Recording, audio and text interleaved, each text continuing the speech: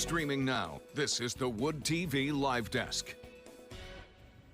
And good afternoon, everyone. Phil Pinarski here with the Wood TV Live Desk. Hope you're all having a great day so far. News 8 digital reporter Matt Jarowski is here once again to talk about his ongoing series this week in honor of Earth Week regarding the endangered and threatened species here in Michigan. Matt, how are you doing today?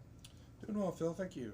Yeah, no, again, this is the fourth day in a row that you're on the live desk. You've got one more coming up tomorrow. We're talking about the Kirtland snake today. We talked about a couple of other handfuls of animals in the past couple of days, but focusing on the snake today, Matt, can you give us a little bit of background for those who may not be familiar with this animal?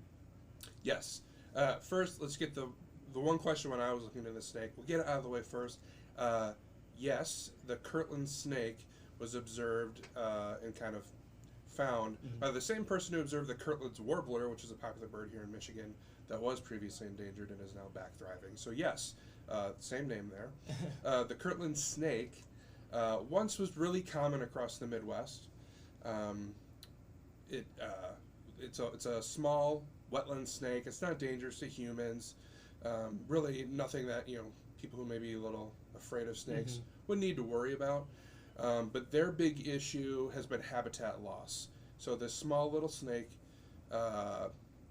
is now only found in 7 states, and it's all in extremely small pockets because there's been so much loss of wetland.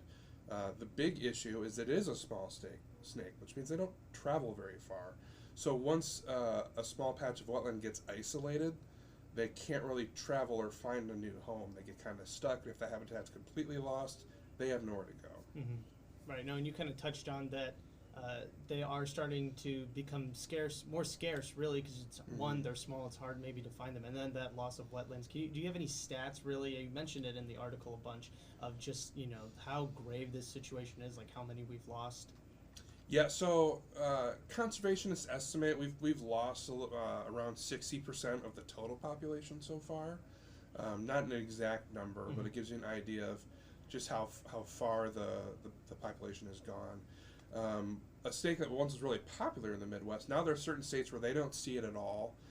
In Michigan, it's been observed in roughly 12 counties, most of them around the Lake Michigan, Lakeshore, Lake Oceana County south down toward Berrien, and then kind of scattered a bit across the south. Hillsdale County, I believe Wayne County is one of them, ironically. But even some of those, we know they're in Muskegon County, but they haven't actually been observed there in like 30 years. Right. So there's a lot of those kind of things where we know that they were there. We haven't seen them in a while, but we're still counting on that. I know the conservation group that I talked to for this story estimates that there's maybe 200 wetlands total across the state of Michigan where these snakes could viably live. So definitely running into major habitat loss. Right. No, and in the past couple of days that we've talked about, we talked about the plovers and the lake sturgeon and the long-eared bat, and they are already on the endangered species list here in Michigan, and there are conservation efforts and they have protections and everything. This Kirtland snake is a little bit different because while there is, as you mentioned, a lot of loss of habitat and the population is decreasing, they are not technically on the endangered species list. Can you talk a little bit about that? Yeah, and that's kind of the big issue at hand. So according to the state of Michigan, the Michigan DNR, they are classified as endangered here in Michigan. But as far as federal protections go, the Kirtland snake does not have that. So the snake was put up a petition to be added to the list in 2017 and was rejected.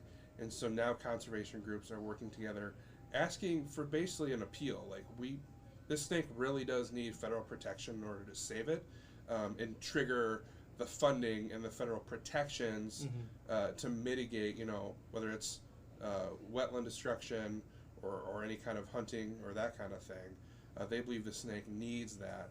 One of the big issues that they point out is that the last 20, 30 years or so, the White House administrations have really played a role as far as how many species are added or taken off the endangered species list. 2017 was under President Donald Trump's administration. Since the Endangered Species Preservation Act was first passed in 1966, President Trump had the lowest average of species added to the list. He averaged about five a year. And so I think that's part of the reason why they're seeking an appeal, is that now that Joe Biden is in office and his administration has done a lot more as far as adding species to the list, they're hoping to get a better outcome. But and not to pin this all on President Trump, but it's a trend that we have seen across the White House, and especially the last 20 years. It actually started first with George W. Bush. I have the numbers in front of me real quick. Bill Clinton averaged 62 species per year. H.W. Bush averaged 57. George W. Bush averaged 6.5. And Obama was back up to 42. So again, we do kind of see a little bit of a curve there. And then with Biden, those numbers are going back up again. So those conservation groups are hoping they get a better outcome this time. And are they hopeful that they could get a better outcome this time around with this appeal now in place? Yeah, it remains to be seen. I mean, there's obviously a lot of red tape in Washington. So I do believe that they're hopeful. I do believe that they believe this course of action will help them. But again, as far as what a timeline goes, that all remains to be seen. Right, and if they do win that appeal and the Kirtland snake does get on that endangered species list, what's sort of the next steps? Is it trying to preserve those wetlands? Is it trying to maybe start a breeding program with these snakes? How does that sort of work out? Right. A lot of things that the federal protections would trigger, particularly funding from the national level, something that it's harder to do on a state-by-state basis. I mean, you have states like Michigan and Indiana and Ohio. I believe Tennessee is one of them.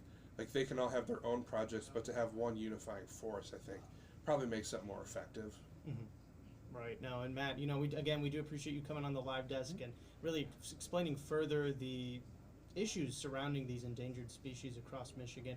We do have one more stream that's coming up. You've got one more story that's coming out tomorrow. Can you give us a little bit of a tease into what's coming up on Friday? Yeah, so the first 4 stories have kind of focused on specifically animals or creatures here in Michigan that are threatened or endangered. Fridays are actually taking a bit of a wider look.